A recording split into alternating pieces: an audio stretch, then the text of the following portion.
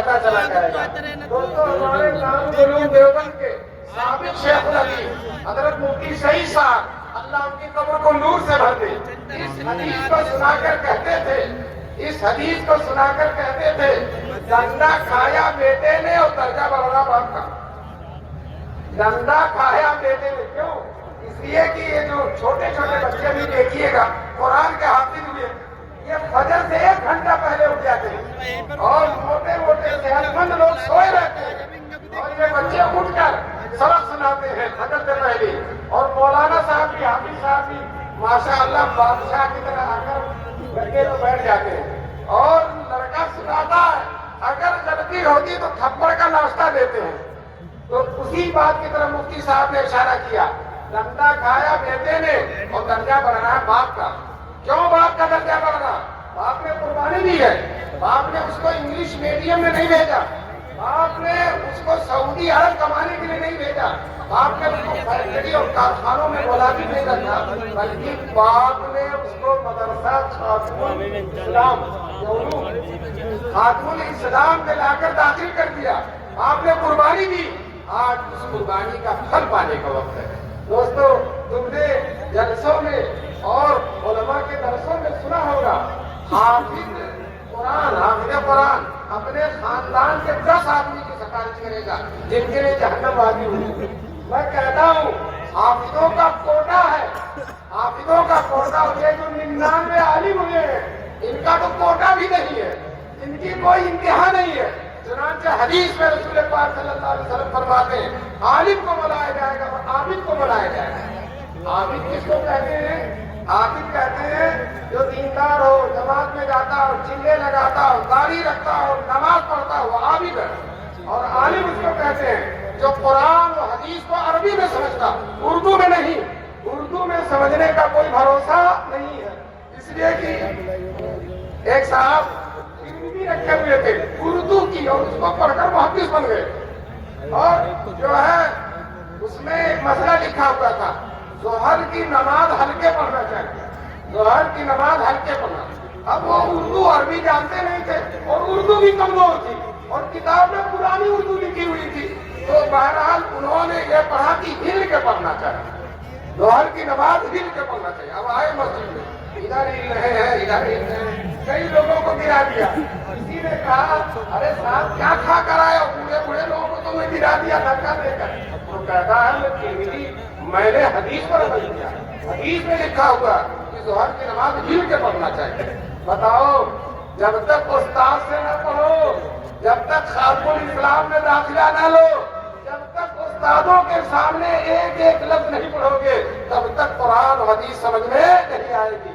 کسی شاعر نے کہا ہے نہ کتابوں سے نہ وعظوں سے نہ زر سے پیدا، دین ہوتا ہے بزرگوں کی نظر سے پیدا۔ بہرحال وہ عالم جو عربی میں قرآن سمجھتا ہے، عربی میں حدیثیں سمجھتا ہے اور اسماء رجال جانتا، فصاحت جانتا، بلاغت جانتا ہے اور نحو و صرف جانتا، وہ ہے عالم۔ تو عابد کو بلایا جائے گا اور عالم کو میدان محشر میں اللہ عابد سے کہے اٹھا جنت میں چلے جاؤ، وہ خرابہ جنت میں جا رہا۔ ابھی مولانا صاحب بیٹھے ہیں، ان کو کوئی حکم نہیں ہو رہا۔ ہم لوگ جو بہت جلدی مولویوں سے بدگمان ہو جاتے ہیں، شاید کسی کے دل میں خیال آئے کہ کیا مولانا صاحب پھنس گئے، کیا بات ہے، عابد جنت میں جا رہا، مولانا بھی بیٹھے ہیں۔ اللہ تعالیٰ ارشاد فرمائیں گے اے عالم اٹھو، جب وفیر کی سفارش کرو۔ حافظ مسجد کی سفارش کرے گا اور عالم بہت بڑے مجمع کی سفارش کرے گا۔ اللہ تعالیٰ کہے گا جس طرح سے دنیا میں تم تنہا نہیں رہتے تھے، ایک بڑے مجمع میں دین کی ہدایت کا کام کرتے تھے، لوگوں کو اللہ کے راستے میں لے جاتے تھے، اسی طرح سے آج تنہا جنت میں نہیں جاؤ گے، ایک جذبے وفیر کو اپنے ساتھ جنت میں۔ دوستو یہ عالم کی شان ہے۔ میں اس مدرسے کے اساتذہ کو، معتمن صاحب کو اور کارکنان کو اور مدرسے کے خدام کو اور مدرسے کے تعاون کرنے والوں کو دل کی گہرائیوں سے مبارکباد دیتا ہوں۔ آپ کا پیسہ جو مدرسے میں آیا ان بچوں پر لگا، بچوں نے کھایا، اس سے کپڑے پہنے اور اس سے روشنی، کتابیں، استادوں کی تنخواہیں ہوئی اور یہ بچے عالم بن گئے، حافظ بن گئے۔ جتنے لوگوں نے صدقہ دیا سب کے لیے بچے صدقہ جاریہ بن جائیں گے۔ صدقہ جاریہ کا مطلب یہ ہے آپ قبر میں ہوں گے اور آپ کے پیسے پیسے سے جو استعمال کر کے کھا کر اور اس کی کتابیں پڑھ کر جو بیٹا عالم ہوا ہے، حافظ ہوا ہے، قاری ہوا ہے، وہ جب تک قرآن پڑھے گا، جب تک دین کی بات بتائے گا، جب تک مسئلے بتائے گا، جب تک سبق پڑھائے گا، جب تک دین کی خدمت کرے گا، آپ قبر میں ہوں گے اور آپ کا ثواب ملتا چلا جائے گا۔ بہرحال بڑی شان ہے ماشاءاللہ جلسے کی بھی، اور بڑی شان ہے ماشاءاللہ مدرسے کی بھی۔ میں تو اسٹیج دیکھ کے گھبرا گیا کہ لگتا جلسہ ہی ہے، پورا جلسہ ہی ہے، لیکن جب ادھر دیکھا بہت سے اتنا مجمع نہیں ہوتا جتنا ماشاءاللہ علماء کا مجمع ہے۔ یہ اس مدرسے کی قبولیت کی بات ہے، اللہ تبارک تعالیٰ مدرسے کی قبولیت کو قیامت تک باقی رکھے۔ یہ مدرسے معمولی بات نہیں ہے، یہ عربی مدرسے ہمارے دین کی ایسی خدمت کر رہے ہیں، ایسی خدمت کر رہے ہیں کہ اسلامی حکومتیں بھی دین کی اتنی خدمت نہیں کر رہی، نہ سعودی عرب کی حکومت، نہ شام کی، نہ یمن کی، دنیا کی کوئی حکومت دین کی خدمت نہیں کر رہی جتنے مدرسے کر رہے ہیں۔ یہ مدرسے ہیں کیا؟ موقع نہیں ہے، ہم وقت سے باہر جا رہے ہیں، 11 ہی بجے ختم کرنا تھا، لیکن 5-7 منٹ اور زیادہ لے لیں گے۔ بہرحال یہ مدرسے ہیں کیا؟ جب ہمارے ملک میں انگریز آ گئے اور انگریزوں نے اپنے حکومت کے نشے میں یہ طے کر لیا کہ ہم کو ہندوستان سے اسلام کو ملا دینا، لارڈ میکالے جو انگریزوں کا وزیر تعلیم تھا، اس نے اپنے حکومت کے نشے میں اعلان کر دیا کہ ہم ایسے ہندوستانی بنائیں گے جو صورت اور شکل کے اعتبار سے ہندوستانی ہوں گے اور ذہن و دماغ کے اعتبار سے انگلستانی ہوں گے۔ یہ انگریزوں کا اعلان ہے۔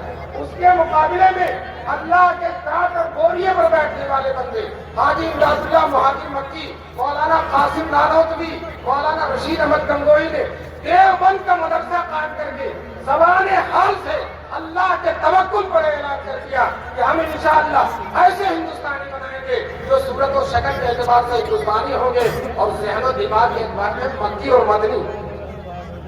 بتاؤ مسلمانوں، ہم مکی اور مدنی ہیں کہ نہیں؟ ارے ہیں کہ نہیں؟